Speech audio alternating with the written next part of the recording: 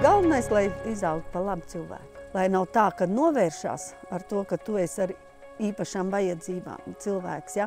Bet lai šie cilvēki tev palīdz, lai atbalsta, lai tu neesi grūtā situācijā viens.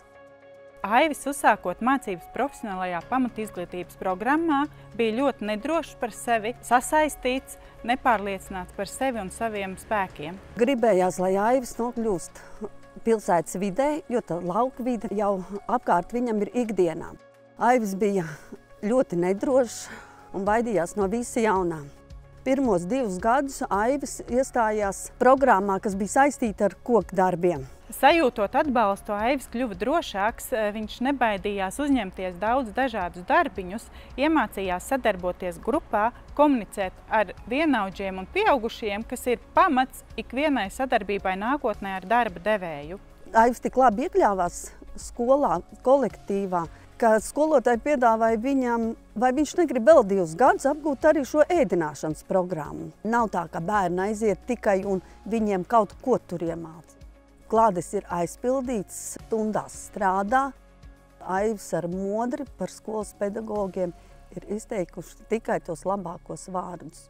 Liels atbalsts Aivim bija brālēns Modris, kurš jau mācījās mūsu skolā. Šodien skatoties uz Aivu un uz Modri, var teikt, viņi skolā ieguva pamatu tieši dzīves stabilitātei.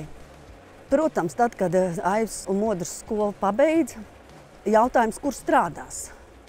Un tā kā mums pašiem ir sava saimniecība, Aivis šos darbus ļoti labi paveic, sāk strādāt saimniecībā. Pavērās tāda iespēja, aicināja cilvēkus strādāt uz Zviedriju, rūpnīca, kas saistīta ar sēklu pakošanu.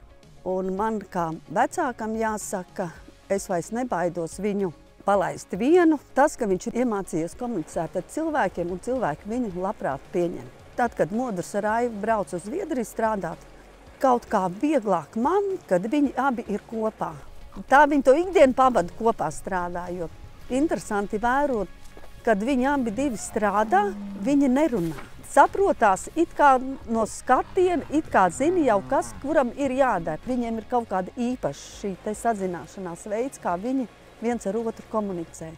Rīts iesākās ar to, kad ir jāpabaro buļļi un govs.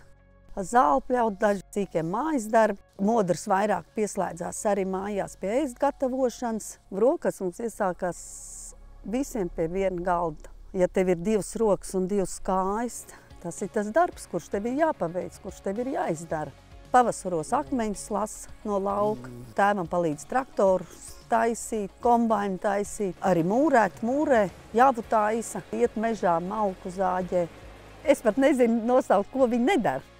Man tāpēc arī ir viegli. Tie darbi no manis ir